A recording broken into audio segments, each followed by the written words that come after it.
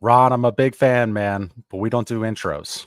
We always start with a dynasty trade, though. So it's a 12-team Superflex PPR, 1.75 tight end premium, start 10. Are you going Jameer Gibbs and a 25 first or Jalen Waddle and a 24 third? Go ahead, man. I've been a very strong Gibbs supporter this past 12 months. It's been a rough run out the last 5 weeks or so, but Right. I think I'm still Gibbs here. Like I think Waddle hasn't really done a ton this year. It does sort of seem like, I mean, with HN out, like maybe we'll see him get more involved here. It just seems like he's more of a natural two, and if I can kind of net a first and get somebody that's sort of still valued as like a top 8 running back in Dynasty. I think that's kind of the direction I'd go because it seems like Waddle's kind of in a jumble right now of a bunch of wide receiver twos. Um, so yeah, I think they're both sort of in similar areas. So I don't mind kind of tearing up that draft pick. Out of curiosity, where do you have Puka compared to Waddle? I was actually telling you pre-show that I was doing my dynasty rankings today. I got through 50 wide receivers today, Nice. and I have Puka at 10 and I have Waddle at 12 right now. No kidding. So he's gotten ahead of Waddle now, eh? I mean, I get it. What he's doing is insane. I was actually I have a year 2 wide receiver projection model that takes into account prospect quality and then also year 1 metrics like points per game, yards per out run, and I ran all the rookies in through 5 weeks. So it's still sort of a little bit sketchy. But in terms of the last 3 draft classes, like Puka has the best year 2 point per game among like Wilson, Waddle, all of those guys. Like it's really crazy what he's doing on just like a per route basis, efficiency wise, all of it. As you were going through your rankings, and obviously you'll be dropping them for your Patreons and whatnot, but off the top of your head, or you may have it in front of you, were there any players where you were like, man, I seem to be like way higher than this player than others in the market? Are there any on your list there that stuck out that you were like moving back and forth?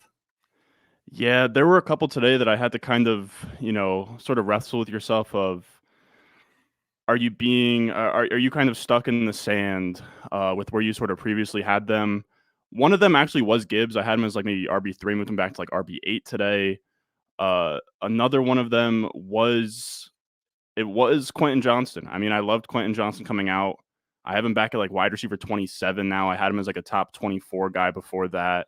Mhm. So yeah, it is a bit of a humbling experience. I know Jahan Dotson as well. I had to move down a ton, even though I couldn't say I'm that much of like a truther for him. But yeah, there are some guys that are just you kind of have to, through 5 weeks, not wave the flag, but kind of get real. Yeah, exactly. So let's get a baseline on you here, man, when it comes to dynasty. So how many leagues do you play in? I believe right now I lose track sometimes. It's like Sure. it's just shy of 15. It's like 14 is where we're at right now. Some co-managed, some Devy, some best ball, a decent mix. Yeah, I think I'm right there. Every single time before these collaborations, it's like I'm gonna count and see how many I actually am in. But yeah, it's like the 13 to 15 range or something. I don't know. Do you play in any MFL leagues? Do you have any I MFL? don't. That's my Yeah, number yeah. one rule is I keep it all in sleeper. I can't be bothered to go elsewhere. It is. I've got three that I should actually probably have three of our subscribers like help co-manage my MFL team, so I don't have to log in like ever to that site. um, so what's your favorite format? So number of teams, super flex, any premiums, things like that.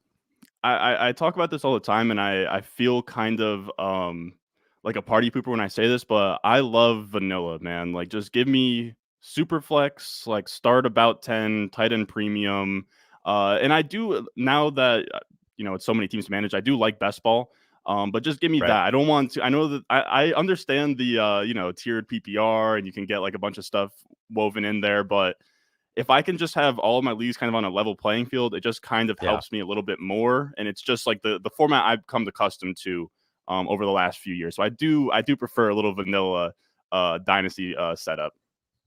Yeah, I hear that. It's Scott and Shane got me into the quirky ones where there's, it's first down points Yep. and there's a small point per carry and all this. And I know that I'm like just dead man walking when I get into this.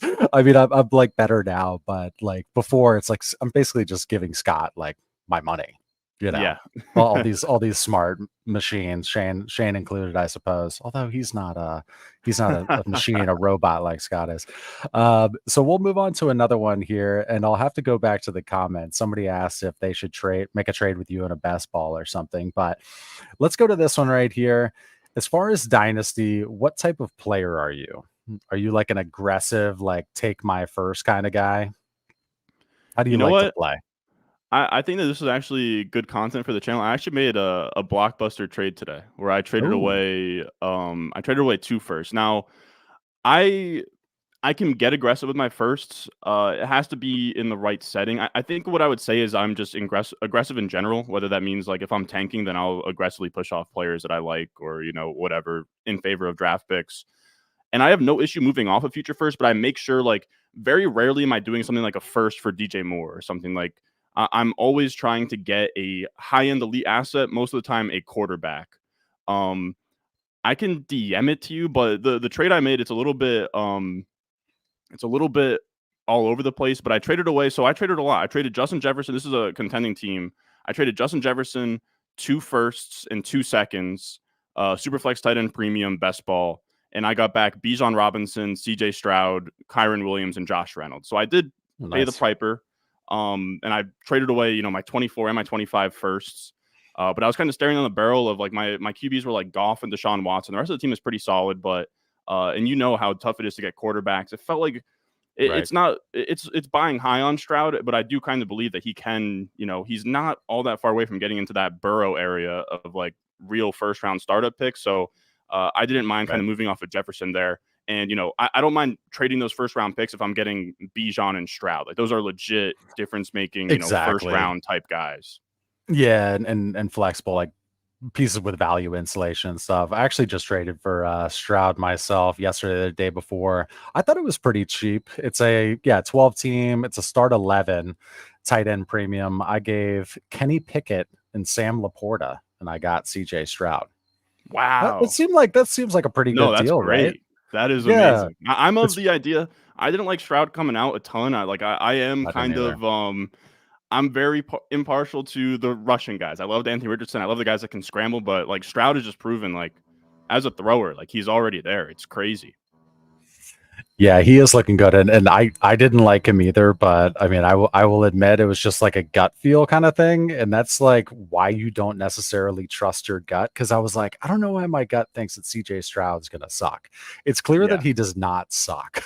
Yeah. He It's was he very is clear. far from that. So there you go. It's funny you said that you wouldn't trade like a first for DJ Moore or something. That's one of the questions we had in the in the comments from this stream. But let's throw up one from the crowd here. We had some starred. This, as it sounds, Ron, is an inbox trade. It is sitting in Tyrone's mailbox right now. So let's help him make a pick here. So it's get Swift for a late 24 first. Okay. His team is Mahomes, Stroud, Bryce Young, running backs, Achan, B Rob, Rashad White, Charbonnet Spears, wide receivers, Tyreek, Keenan, Olave, Nico, Thielen, Dotson, and Pitts at tight end. He's 5-0. Should he accept or try other moves? I will say I don't hate it. I know I did just say I don't love the first straight up. Like I think in this scenario it does make sense that you lost Achan. I think to me, it's a little bit of a cop out. It seems a little bit coin flippish. And I don't know. I'm almost curious, kind of what you think, because my dynasty hat's a little bit rusty. We were talking earlier that like I'm in redraft mode right now, and I do wonder the sentiment behind this, but I do almost feel like you're 5-0, like B Rob and Rashad White. I mean, your wide receivers are good enough where it's what start 9 and a 10 team. Mahomes, Stroud, Young. You got Hill, Keenan Allen, Olave, Nico. I mean, I think you can probably tread water until Achan comes back without having to give up the first. Like I don't love, like I said, trading the first for just, a running back. Like I don't know that Swift really Right. retains much value when we get into the offseason. This is a 10 team as well. So, it could be like a 110 is still pretty valuable. I think it's close enough to go either way, but I would maybe try and hold and tread water for a little bit and just kind of see how it goes because the team is stacked outside of that. And you can almost run it almost zero RB ish. Yeah, I tend to agree. Like in a format like this where it's shallow, 10 teams start 9, you want to use those first to tack onto an existing piece to get a better piece typically. So yeah, I think that's I mean, while Swift is probably worth that, I think what you're saying is probably prudent to, maybe you can get a cheap guy with a third to fill in or something. You're 5-0. I know HN was a big part of that for a couple weeks, but yeah, maybe don't give it up for Swift, or find another way to get Swift and keep that first. But Like I'd love to get okay. Kamara for cheaper if that's on the table. Yeah, you like Kamara rest of the season? I mean, I Yeah, guess I why mean, not, right? I have him at like I do rest of season rankings in season as well. I have Kamara at RB9. I have Swift to RB11 rest of season. So I imagine like I don't know, maybe like 2 seconds go Kamara, something along those lines. I don't know. It depends where he's at, but Where do you have David Montgomery out of curiosity? I got him RB13 for rest of season. And I actually, David Montgomery's a guy that I've never been a fan of, but I think that this might be the highest I've ever had him in a dynasty ranking. Outside of like maybe his second Yeah. year, that he had that one massive year for the Bears down the stretch. But like I put him RB17 today, and that almost feels too low. It's close. I mean, he's a workhorse for a very good team. He is. I feel like this is the most respect like he's ever gotten.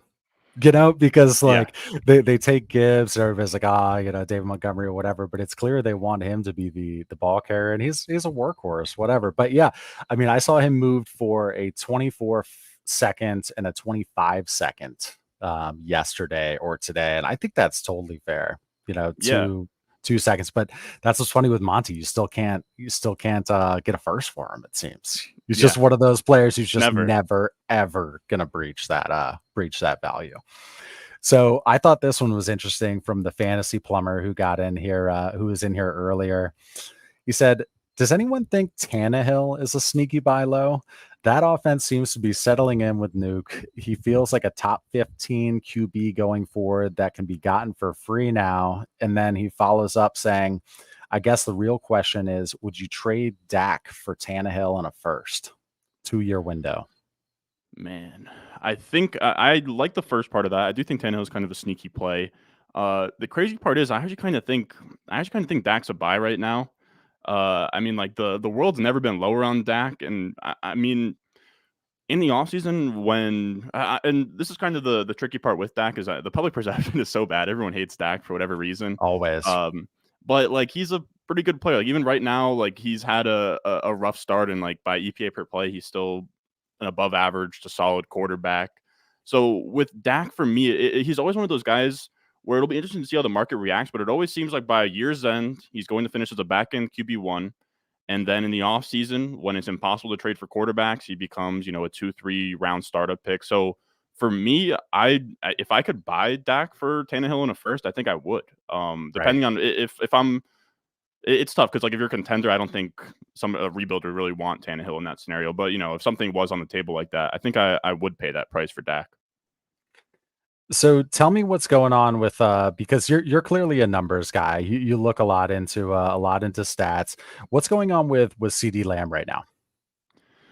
Man, that offense, the issue with the Cowboys offense right now, I think is twofold. Where first of all, they just can't play in a normal game to save their life. Like the game scripts they keep getting into is just like insane. It's blowouts either way, and that's kind of the brutal part, especially for the passing game. Right. Especially because like they never were in it versus the Niners. They won 38-3 versus the Patriots, 30-10 versus the Jets. Like it's tough to get your passing game going in that area. But the thing that concerns me about the offense and just CD in general is that Mike McCarthy is the one running it. And like he's had some very Right. weird quotes recently where he was kind of talking through how he wants us to be like a defensive team. Cause it's weird. He is somebody that with the Packers, if you look back, like their neutral pass rate, of course, he had Aaron Rodgers. So that's, of course, the caveat there. But they would pass the ball and they Right. would kind of run up tempo.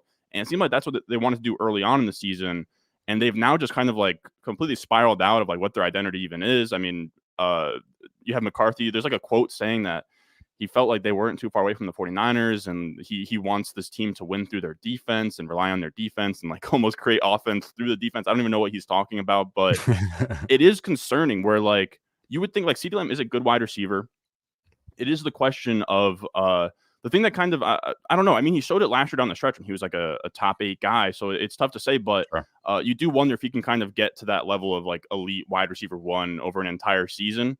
And that's kind of the concern with CeeDee Lamb for me. But yeah, it is a McCarthy issue where Kellen Moore, I think, was at least he ran this balanced offense, but I think he at least understood, CeeDee Lamb's a guy who needs to get the ball a bunch of times. Now, I think by the time we get to the end of the season and we kind of see where things shake out, I think CeeDee Lamb will probably finish fine as like, back end wide receiver one, something in that range. But yeah, it has just been a very weird first 5 weeks for the entire Cowboys offense. It has. What's your out of curiosity? So your dynasty rankings for wide receiver. Who do you have first, AJ Brown or CD? Who's I before have the AJ other? Brown just because I think AJ Brown is just so good, man. It's one of those things with AJ Brown where I think he let me chill out for a second. I think he's like a top 5 wide receiver in the NFL. And if he ever wasn't on one of these low volume passing offenses of Jalen Hurts or Tannehill, and he got to play with Burrow or Kirk Cousins in either of these offenses, I think that he would also be on top of the world. And I think it also speaks a ton of volume about AJ Brown and how talented he is. Devontae Smith, very good player. I kind of had to fend people off in the offseason of like, I don't think there's going to be a passing of the torch. Like AJ Brown, he's very, very good. He's a very hard wide receiver to supplant. I think it's shown. I mean, like his target share hasn't flinched at all, and it's almost been Devontae Smith fighting with Goddard week in and week out. So to me, I think that that's kind of a huge, because Devontae Smith is no doubt a great wide receiver. So I think it's a huge kind of badge for AJ Brown there. What is AJ Brown's target share right now? Is it around 30, upper 20s or 30? Is it Yeah, that it's high? around 30. I had it pulled up Yeah. earlier, but like even on a per route basis, he's at like 28%. Like I don't think Devontae Smith is even over like 20% right now per route. So like yeah, what AJ Brown's doing, I mean, I have him here at I think I passed him. Oh yeah, 32% of the targets, 27% target per route run. I mean, that's just insane. When Devontae Smith isn't even cracking, I don't think 20% of the targets right now. Or no, 22% of the targets, but 17% per route for Devontae. Yeah, so I guess that leads into this question, and this is selfishly for me, but also for other players. So you look at a lot of stats, and we have so many stats at our disposal, it's ridiculous, right? So many. What are the, I mean, 3 to 5 like most important stats that we should be looking at, or that you like to look at that you think are sticky and valuable?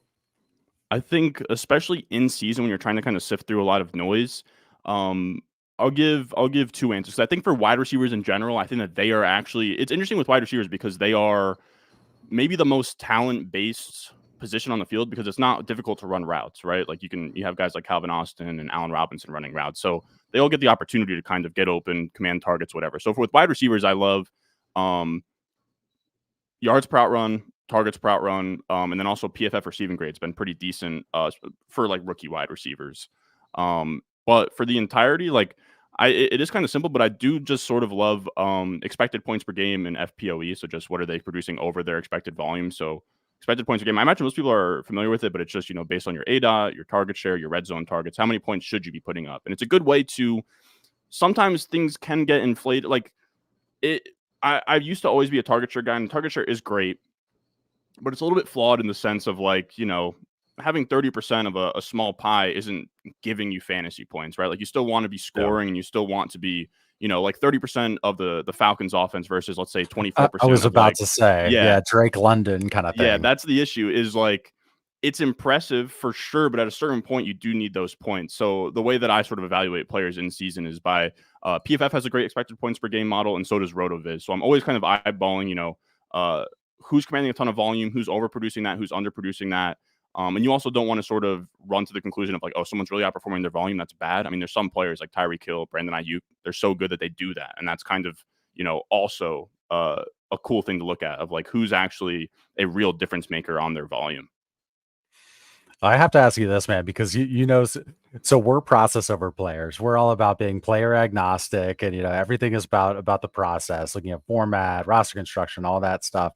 You look a little bit more at players than we do, to say the least. Where is your head at on Justin Fields right now? Oh boy, Justin Fields is a he's been an emotional roller coaster. He was somebody I mean when I first started making videos, he was somebody that I really planted my flag on in that 2020, I think 2021 class or 2020 class, whichever one it was. And I was very big on, I know some people in the space, kind of just shoehorn Trey Lance in there at 102, and I was very much Fields is my 102. I just there's too much going on here from like what he did in college, and people. Yep. I mean, it's irrelevant to where he's at now, Fields, but I mean, him and Trevor Lawrence as like high school recruits were interchangeable in terms of like all time high school recruits coming out of school. But Fields is a guy where it's so tough, man, because I think he's one of those guys, like kind of like Jalen Hurts a few years ago, where there's a pretty big disconnect to where he's at as a real life QB and where he's at as a fantasy Right. QB, and kind of walking that tightrope in Dynasty is hard. It's funny because I haven't actually ranked my QBs yet. But I do like I'm still. I mean, I had Justin Fields. I mean, his last update QB 8. I probably Right. have to put him behind a few now, like Stroud, Tua, and I'll probably now. To be fair, these ranks were before week 1, from where I had him out last. But I think I would still have him as like Right. a fringe top 12 QB. I do still believe. I mean, he's shown in the last few games. They did it last year. Luke Getsy, their offensive coordinator. I don't know why he couldn't take any of the momentum from last year, but they did the same thing where they started super slow. Like Justin Fields was like cut in redraft leagues. Same thing this year. Mm. And then like week 4, they sort of start to figure it out where they're actually scheming him up designed runs. And it's exciting, but there is that weird twist of like, the Bears could take the Panthers pick, take Caleb, Justin Fields could get Yeah. shipped off somewhere. And like, there's a lot in the balance, future wise with Justin Fields. But I think right now, I would be comfortable taking him probably like at the 2-3 turn of a startup. I don't know if that's, high relative to where he's valued at right now, but Fields is somebody that I do believe in. I think that he sort of showed a lot on the field. I mean, it was Washington, of course, but I thought he looked amazing. He's throwing good balls. He's getting used in the running game. Like he is a very Right. special talent. He's a special talent. He's a gamer, and unfortunately, I am a Washington fan, so I was depressed by that. I was like, Man, "Come on, this is one we're supposed to win yeah, that on one the is bad. schedule." They That looked great against the Eagles too the week before. I was like, oh my god, Sam Howell was dealing, and I was like, Sam Howell. I mean, Sam Howell's a guy too who I felt I didn't have him like QB1 or anything, but to me, him and Kenny Pickett, like I thought he was a better prospect than Kenny Pickett, at least for what we do in Sure. terms of fantasy. So like Kenny Pickett going 20th overall and Howell falling to the 5th, I thought was crazy. So, what do you think about him now, Sam Howell? Why do I think he's going to do well against Atlanta this week? I don't know. Man, it's tough. Atlanta's defense is pretty solid. It's tough.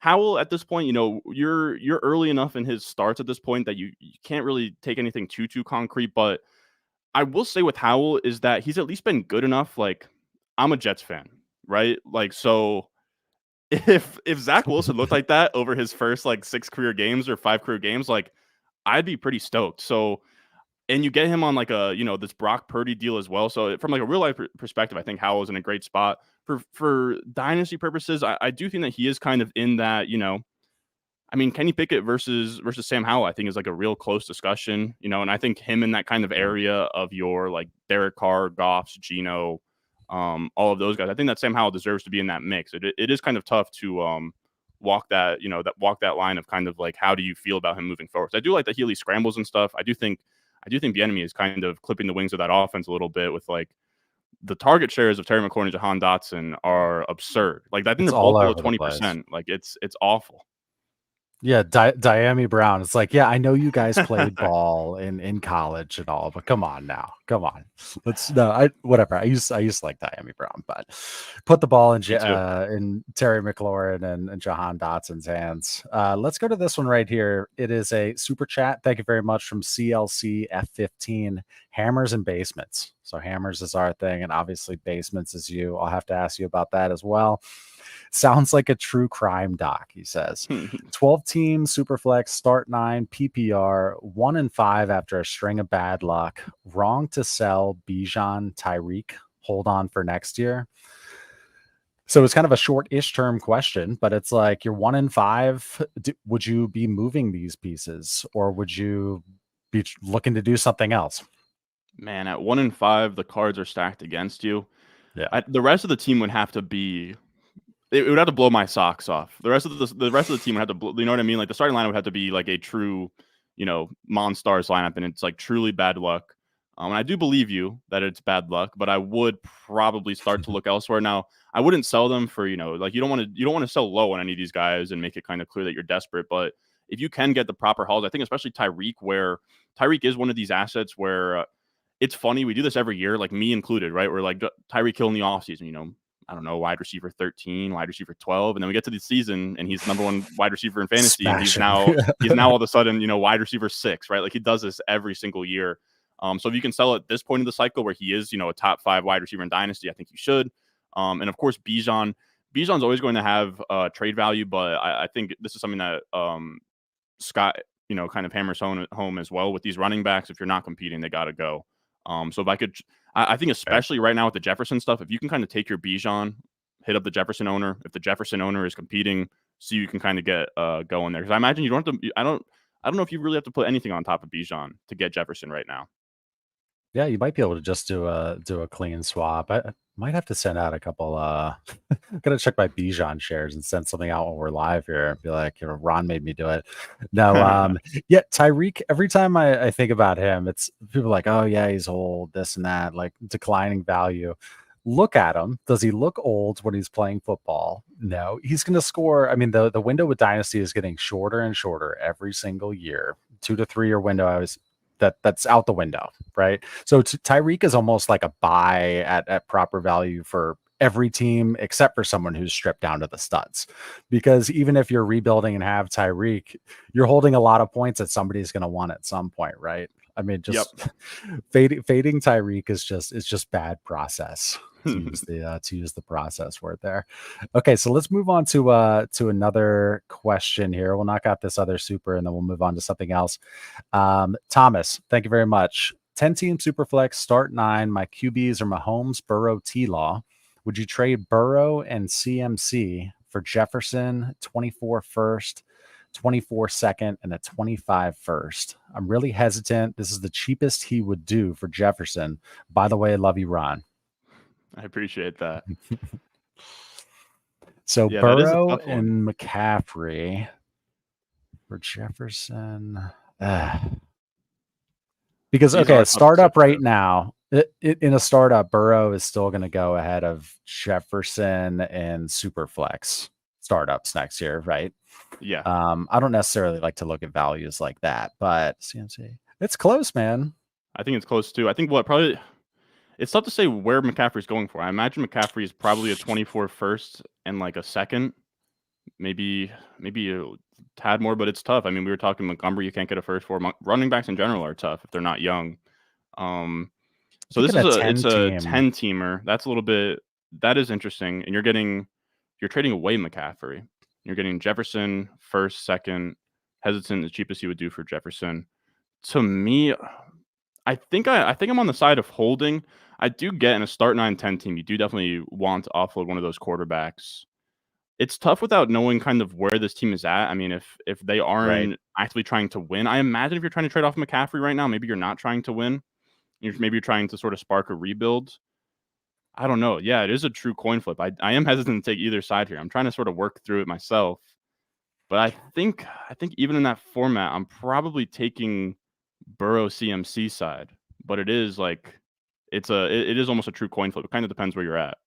Yeah, I think there is more context that could help there, but clearly it is close. And Thomas, you know what you're doing, and so does the other guy or girl. But yeah, I think at a 10 team, I would lean Jefferson because you're probably right in that he wants to get rid of isn't exactly looking to contend, right? He's giving away CMC and picking up Jefferson. So yeah, I don't know. That's a good one. Hopefully we helped you out kind of. And Ron said he loves you too, or said thank you at least. All right. So let's move off of that one there. So let me ask you, Ron, tell me, what is the basement? The basement is what you see behind me. It is just kind of where I've always recorded my videos because it started out. So this was, but we moved in here right during the start of the pandemic. But it's funny, like I could walk to my old house. And they've both, wherever I've gone, I've always had kind of a man cave for me and my buddies. And I kind of think about it now. I feel bad a little bit because I do have a little brother. He's a senior in high school, and I've always kind of hogged those spots where me and my buddies, like literally the couch behind me, me and my buddies will come down here, we'll watch Monday Night Football and like hang out. and it is a little bit of a pain to kind of, like I'm talking to a camera right here and I have to kind of like maneuver my entire workspace to have friends over and stuff. But that's always kind of what it was. And at first, like it started when like nobody was watching. I was pretty much like almost like whispering in my mom's basement, like hoping that nobody really heard anything. Um, and it's always been kind of the thing on top of that is something that I've always sort of prided myself on. Is like, in the sports industry, a lot of guys, are wearing kind of like suits and like kind of, being very proper. But I sort of pride Yeah, myself on, the basement. Like this is, I try to make an environment that is, relaxing and just kind of like you're hanging out in the basement with like me and my buddies, like there's no barriers, there's no like me dressing up or anything. It's just like you're hanging out right. with me. And I try to be, you know, my true self. I just love how you start the back to the basement. You use that voice. Look at this. Yeah. The basement is in the house, well below the house. Yeah. Yeah. Yep. Thank you, Joey. He said, Ron, what do you do when your format favors running backs, but your league overvalues them even for the format? Man, that is tough. So I found myself getting burned in those spots. I'm going to be honest with you, where I am more pretty aggressively zero RB. Like that's something else where if I am like tanking, like I'm gonna have like I have a team right now where it's actually it kind of has come up. It's kind of run good here, but like my two running backs were like Jeff Wilson and Keontae Ingram as like a tanking team. I probably have to now sell Right. those guys.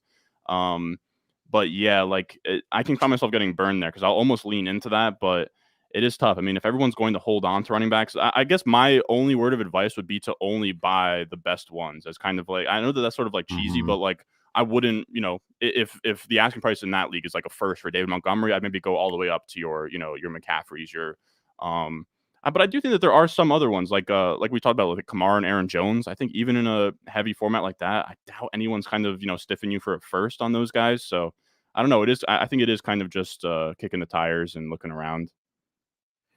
So let me ask you this. In terms of your dynasty rankings, have you made it to tight end yet? I have not. I got through all my running backs. I got through 50 wide receivers, and tomorrow I'm gonna finish them up. But I do have kind of where I had him last time I did these, and kind of an idea in my head. And I do have my rest of season rankings as well, so I kind of have a feel there. Where are you going to put Mr. Laporta? Where are you at in that argument? Man, that's one that I have not thought all the way through. I think, man, like Laporta versus Pitts is a very tough one for me to sort of think through. He is scoring points. I don't think I can put him over Pitts. I don't think I think I'll have him probably right in the mix of like tight end 4. I think I'd have him. I don't know. I feel like I'm about to get flamed by the comments here, but I think it's gonna be. I think I'll probably have Pitts, Andrews, and Kelsey ahead of him. Is probably where I'll settle out, but I'll definitely be going back and forth on that tomorrow and kind of looking through. Like him or Hawkinson might be, I guess is the question there. Yeah, I think him and Yeah. Hawkinson is very close. I think him, Hawkinson, and Pitts very close, and then like you can go over Kelsey if you'd like as well. If like him being 34 or whatever is off putting, but we saw if you had him in a tight end premium last night, Kelsey, like you're probably looking very good. Mm. Yeah, he did his thing, that's for sure. He did.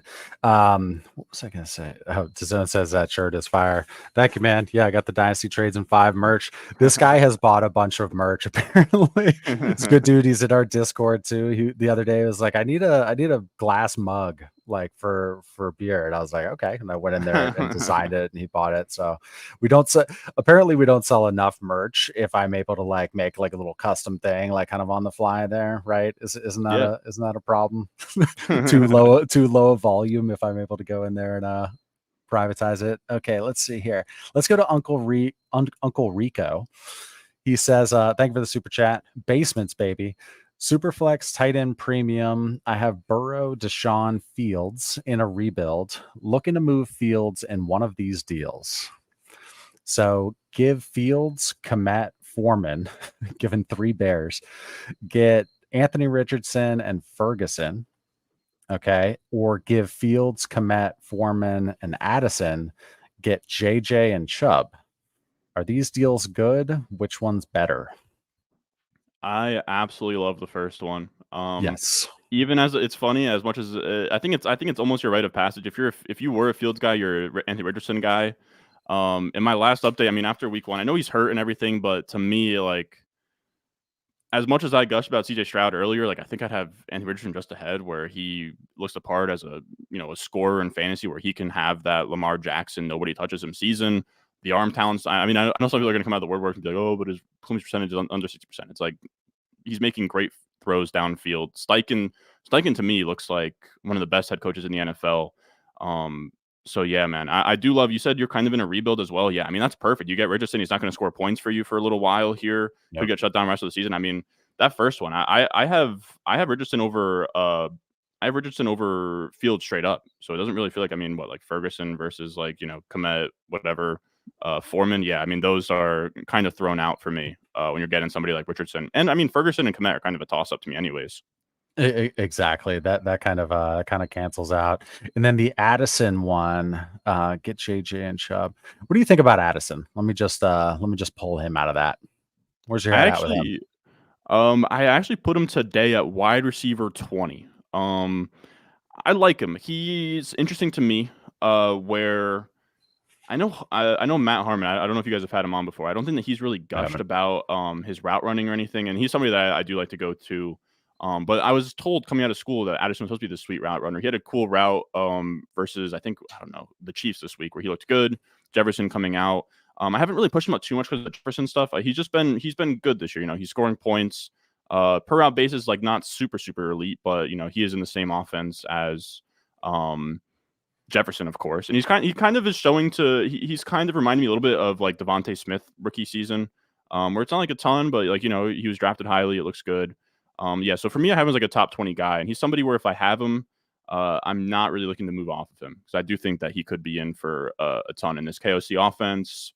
I don't know. I mean, it's not that it would make so much sense for a team like the Falcons or my Jets to get Kirk Cousins, but I'm betting against it. The NFL owners are too stubborn. They're all going to sit on their hands at the deadline. None of them want to make the move. So yeah, I'll ride with Addison.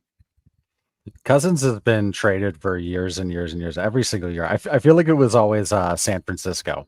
San Yeah, Francisco. I San mean, it made Francisco. it made sense, right? The whole Shanny Mhm. thing, but every single year, Kirk Cousins is gone. He's like, no, I'm still here, and I'm going to be a back end QB1. Like that's what I do, pretty much, right?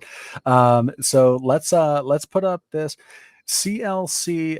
I'll have to look back and try to find the other part of yours. We'll go to BF23 right here. Thank you for the super chat.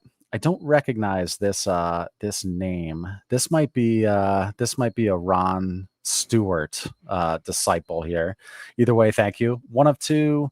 12 team super flex, start 9, half PPR, full PPR for tight ends. It's a new league. Deshaun Watson, Daniel Jones, Dobbs, Henry, James Cook, B Rob, Spears, Jeff Wilson, AJ Brown, Garrett Wilson, Godwin, Williams, Dodson. 2 and 3, but feels like a lot to overcome to compete. Trying to move running backs. Should I also look to tear down from AJ Brown? Waddle, Higgins, tear down, all on bottom teams. So would AJB plus Godwin for Christian Watson, Flowers, late 21st, 24 second, too much of a tear down? I think I'd I th- actually sort of. I agree that I would probably tear things down if I had that roster and was like kind of in the middle there. Mhm. It's actually. I think I said something out similar to that this morning.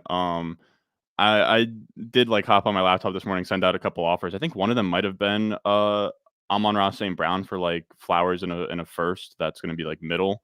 And maybe that's selling myself a little bit short, but I don't mind. I mean, if I can get Flowers plus for AJ Brown in that sort of setup, I 100% would.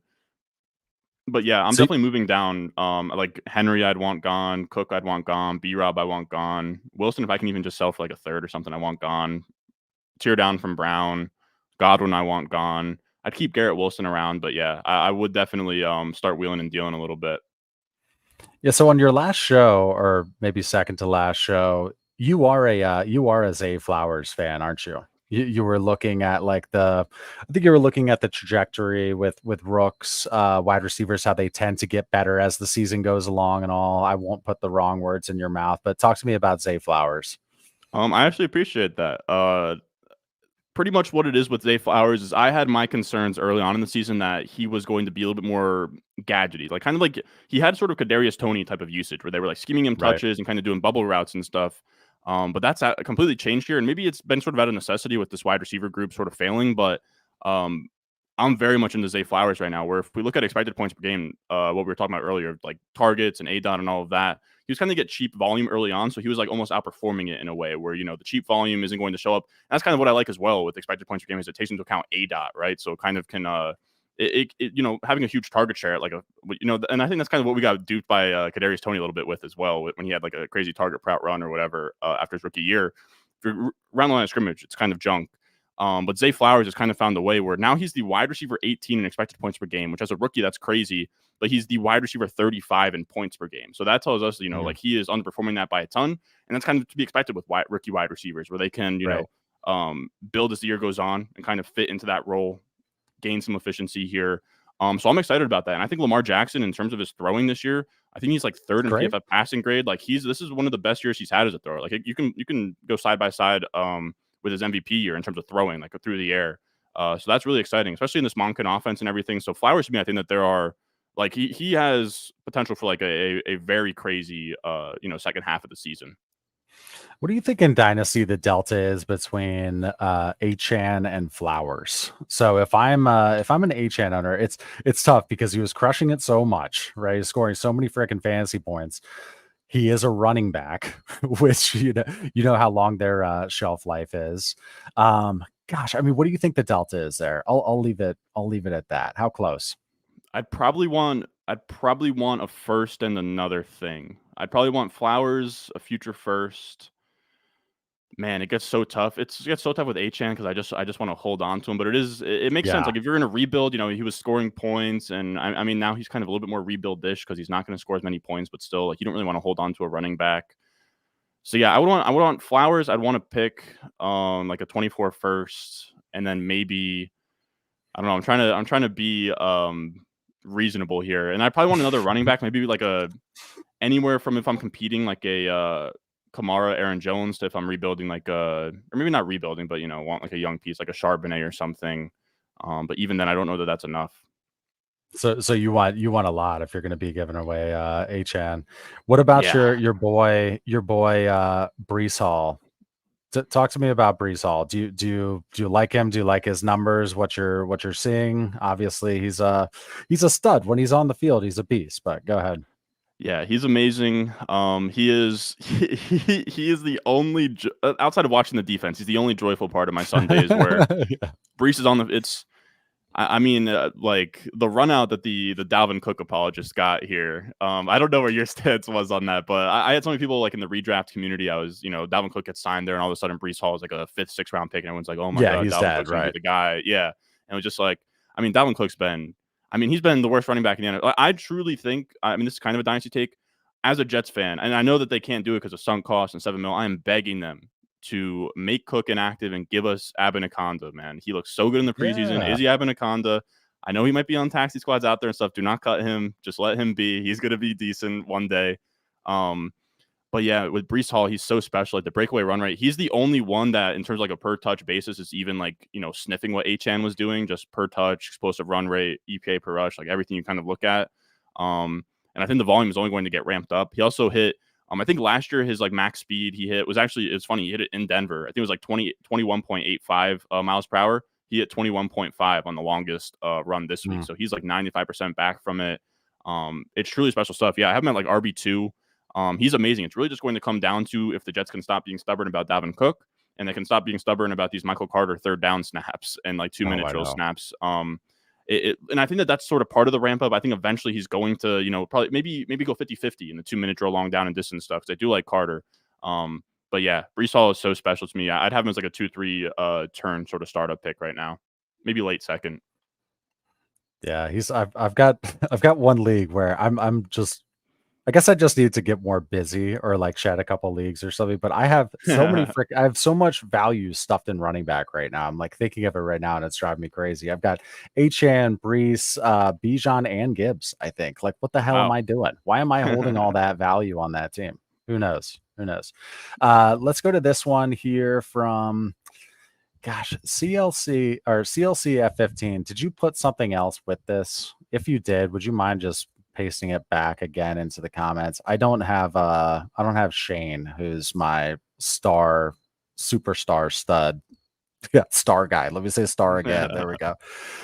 We'll go to Jason D in the meantime. Thank you for your super chat.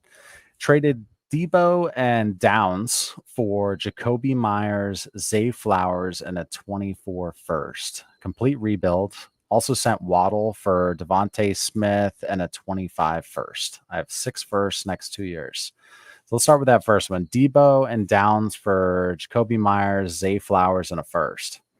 Yeah, I mean, I think Jason crushed Yes. both of these. I mean, he crushed both. I have to me, I have Flowers ahead of, or I have like Flowers and Debo about equal. So what he traded Debo and Downs for Myers. Yeah, I mean, I have Zay Flowers and Debo's like a coin flip. I probably prefer Flowers there. And I'll just kind of wash them out, and then like Downs for Jacoby Myers at 24 first is just kind of ridiculous. So I mean, like, yes. And then Waddle and Devonta Smith are in the same tier for me. So if you can it's not even a tear down. If you can just kind of laterally collect the 25 first, like, good on you, man. Like, those are both great. Yeah, keep busy in your league, Jason, like you're doing, because there's some value gaps apparently. You're cleaning up here. So just stay active. All right, so let's switch topics a little bit here, Ron. So I'm gonna throw this up. How'd you get started with content creation?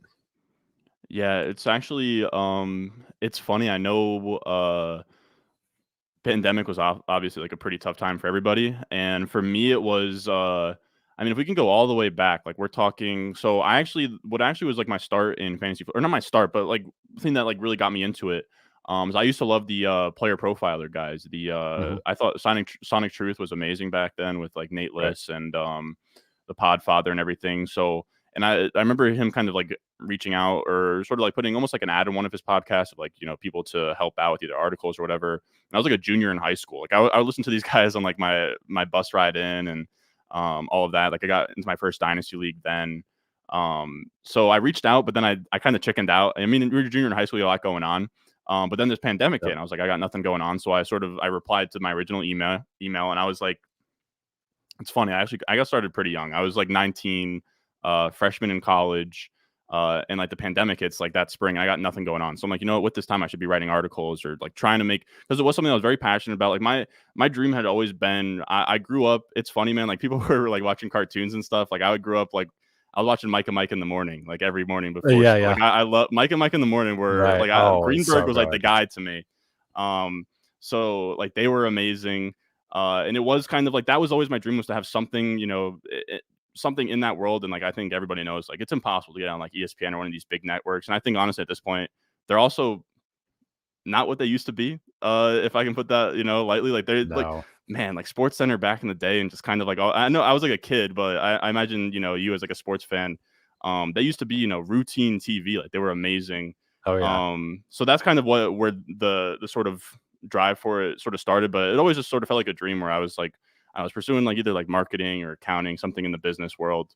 I wrote articles. The articles went well. I'm a decent writer, but it's tough, in this sort of I don't know what you want to call it, marketplace, to get started writing articles. You have to be a top 0.1% writer to like really stick out, Sure. if you're writing for one of these sites. So I did, I love the opportunity to do that. And I kind of got my footing, but then I was like, all right, let's start, what else everyone else is doing, podcasting. So I just started recording in my basement, and like, it sucked. Like, it was not a good product. You can Right. go to my channel, go sort by latest, like, I don't even know. I wasn't acting like myself. Like, it's tough to kind of get into a rhythm of all of it. Um, but yeah, that was kind of my start. Was like, I started writing articles, and I started putting everything into on screen stuff. The pandemic kind of sparked that for me. Just gave me like the free Sure. time to actually do it. And then I sort of stuck with it. The college. So I was like going to community college at the time, so I could do it from home and everything. And Hmm. then it was time, the 2 years were up. It was time to go to a 4 year. And at that time, I Yeah. was way too small to not go to a 4 year. But my mom's amazing. I was just like, let's try this for like 1 year, and sort of see what happens. So, and that's kind of just where it's been since. No, that's awesome, man. Yeah, I see on your YouTube channel, it looks like you've joined September 2011, but like when did you really start when did your channel really start ramping? Because you have 36,400 subscribers on here, almost 800 videos. Yeah, When it's did shit take off for you? It's funny. I actually something else that I probably should have mentioned as well that like kind of perfectly married the two is like I loved Mike and Mike in the morning, but as kind of a younger guy, like growing up, like YouTube was, in the rotation of like your Netflixes and everything. I love YouTube. I love, Yeah. honestly, a dream as well was like becoming a YouTuber, but I didn't really think I could be one of those guys. So that's why you can see. I mean, I was 10 years old and I made this account, and it's like been my personal account, and I've just posted on it. And just kind of decided I thought it would be more authentic, but maybe looking back, it'd be smarter to have my own personal. Um, but yeah, like that first summer, so the spring of the pandemic happened, what, like 2020 spring. Hmm. Um, that summer, I mean, like we're talking, I was scraping. Like I said, the videos were not good. The algorithm, I'm sure you guys have kind of figured it out. I would also say, by the way, to give you guys your flowers, like the Dynasty Trades in 5 format of like what you guys have been doing, which is like the normal. I know that these streams do great, but you guys have those, it's just like one player and you can kind of, just sort of sift through them. People are Hmm. looking for that, like with hot topics and stuff. Um, but like it's tough at first to get into the algorithm. So I was like almost boots on the grounding videos into like Reddit and like I'm There you go. banned from r/fantasy football because I was posting my own Are you? content in there. I guess you were going And against guidelines. yeah, then I completely justified. I was Sure. awful. But yeah, so that was tough, and it was really just like pretty much the first thing, and I almost quit. Like that summer, I didn't find any traction in season. Didn't really find much traction.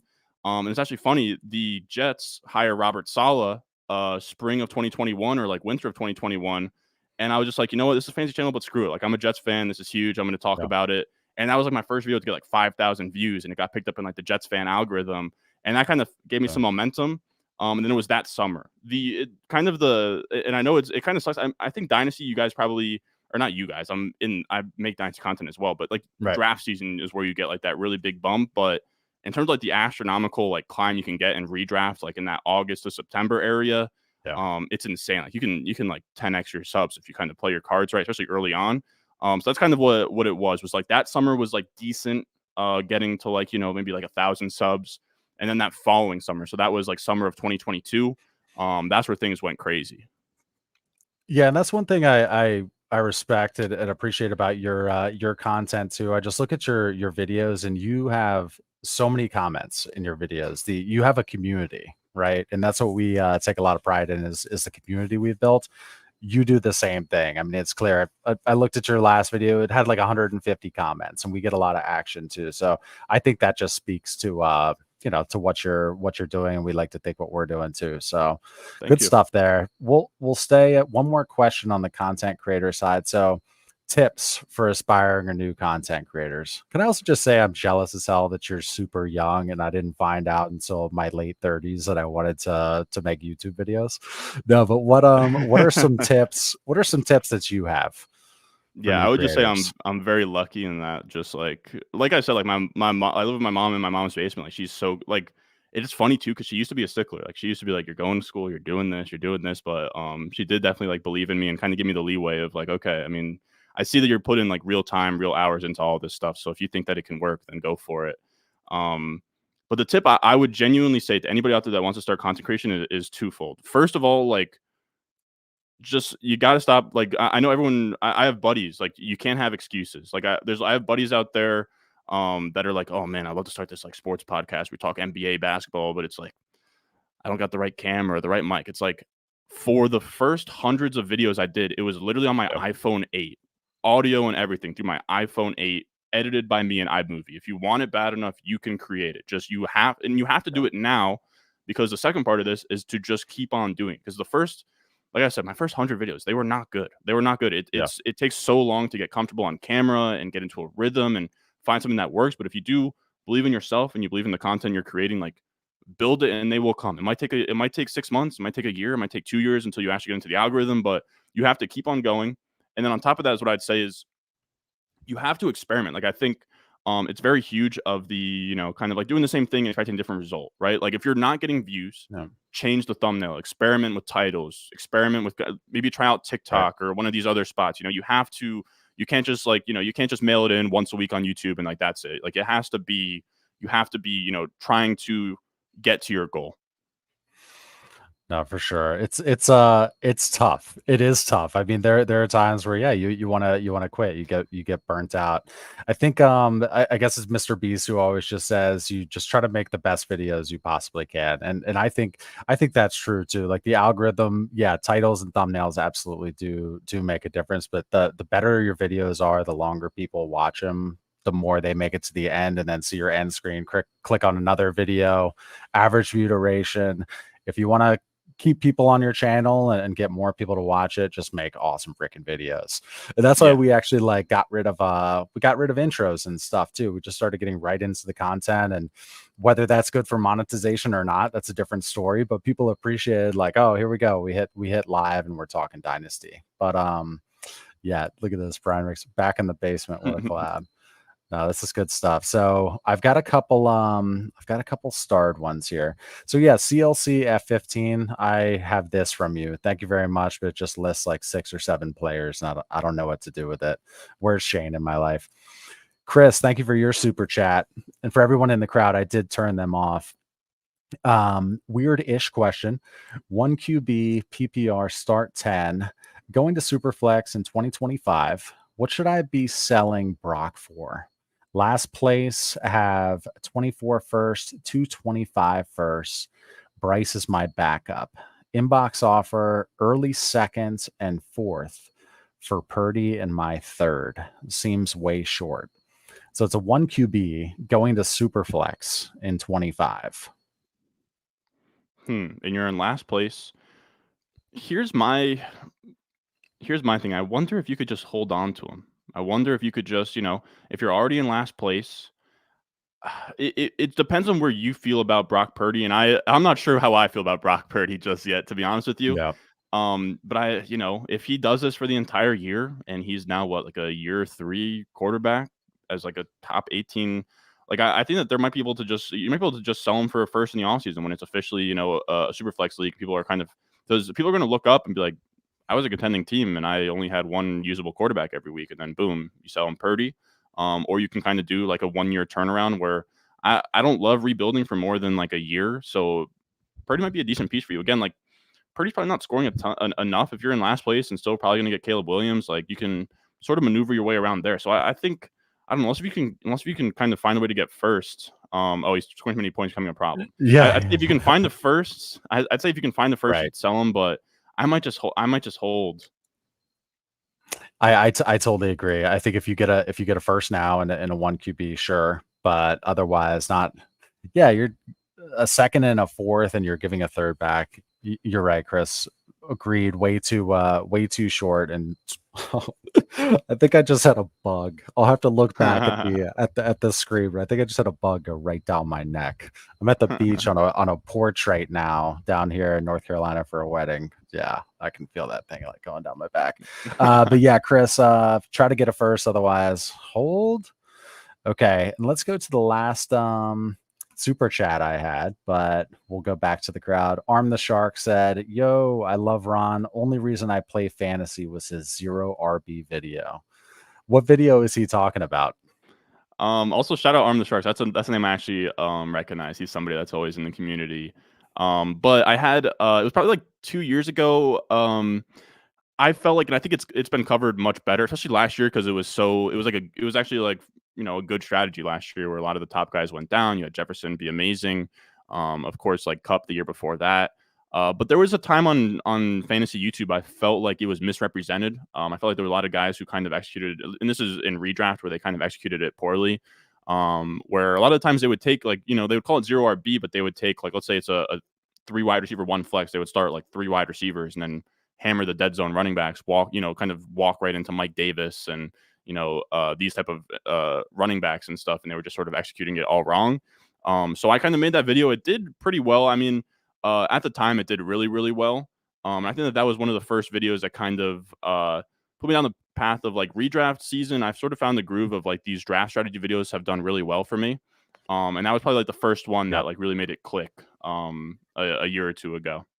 Yeah, is it the one I'm looking at your channel right now? Is it the one with CMC? Oh, you got, I guess both of them have CMC on the thumbnail. There's one that has 23K views, and then 2 years ago, 15K views. Maybe it Probably was that that one. one.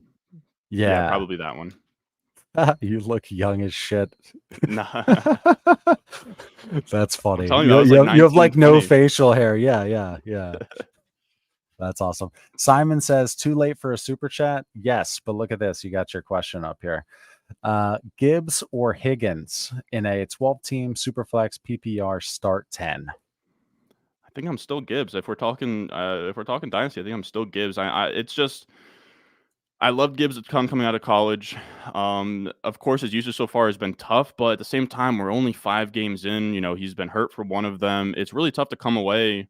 You know, like I remember Jonathan Taylor's rookie year, where like until like week 10, like people were very scared about what Jonathan Taylor Oh, was putting yeah. on the field through like 8 to 10 weeks. Like it's so early, man. And I know it's running backs; you want the production early, but Gibbs to me is still a top 3 round startup pick. So, everybody in the audience, we're going to do, if you type in hashtag Ron, hashtag RON, all lowercase, we're going to do this like little giveaway tool. And if you're selected, you get to ask Ron, you say a player or like, an offense or something like that. And Ron's going to talk about them. How about that? Let's do that. It's actually very So cool. hashtag Ron, and then we'll do the drawing. But I've got one for you. Jameson Williams. Where are you at in terms of JMO? He's polarizing. Man, he's so tough. I've and it's so funny because we've talked about this. Like I am more numbers oriented, and Jameson Williams, you kind of have to squint. Where it's like last year college producer, ACL, not really a freshman breakout, but when you add the context that he was in the Ohio State wide receiver room for like 2 years behind Garrett Wilson, Garrett Wilson, Olave, maybe JSN at that point. He's someone I can't quit. Wherever I have him, I'm holding. I actually traded for him this morning. Oh, In that yeah. like round of trade I sent out, I sent or it's actually just floating my inbox. I'm actually kind of curious where you're at with this. It was a little bit scummy. I'm gonna be honest. This trade was sort of floating around maybe like 2 weeks. It was just hanging out in there. Um, and this was before Miles Sanders was ruled out, but it was just Miles Sanders for Jameson Williams from this guy. Maybe he sent it like 2 weeks ago. And I was just like, I see it in my inbox. Like, fine. Like, I'll just take JMO side of this. I don't think it's like Yeah. hilariously lopsided, but maybe a little bit gamesmanship. But yeah, like Jameson Williams to me, if you can buy him for someone like Miles Sanders, like yes. I like him. That price, Like I yes. said, like I do like him a ton. Where I completely understand the floor is the floor. The floor is zero. This thing could go real south where he doesn't get on the field, he never produces, and then his value hits zero. But like, man, and I'm not a film guy at all, but this guy's outrunning, bracketed safeties against Georgia in college, looking like the fastest man alive. Like, there's something about that second gear he can get to. Like, he could be John Ross. He could 100% be John Ross. But Right. I love the upside. I think he could be like a supercharged Will Fuller, which is really interesting with Goff as well. So we'll see. I think he could kind of get used like how Sammy Watkins was used in that Rams offense with Goff a few years ago. But yeah, I am still a believer until he puts something on the field that tells me otherwise. Yeah, you think he's going to get enough targets to be relevant? I I think guess so. I mean, TBD. I think it Yeah. comes down to how much he runs routes. But I mean, he was already at like 50% last week. It kind of comes down to him versus Reynolds. But even then, I think he's probably going to get third wide receiver routes there. It is going to be interesting. But I think that he is somebody that even on like 18 to 20% of the targets could probably get there on just explosive plays and a dot and just show us enough to this kind of treating it as like his rookie year. I didn't know that StreamYard had this. I mean, this is like Yeah, yeah. wizard stuff to me. I gotta see what this is all about. It's pretty sweet. When I found it myself, I was like, "Oh, nice." Yeah, so we're gonna hit draw. There was 18 entries. Let's see who's gonna win the Ron drawing here. Da, da, da. Who we got? Graphic 13. We know Graphic 13. All right. Put your player or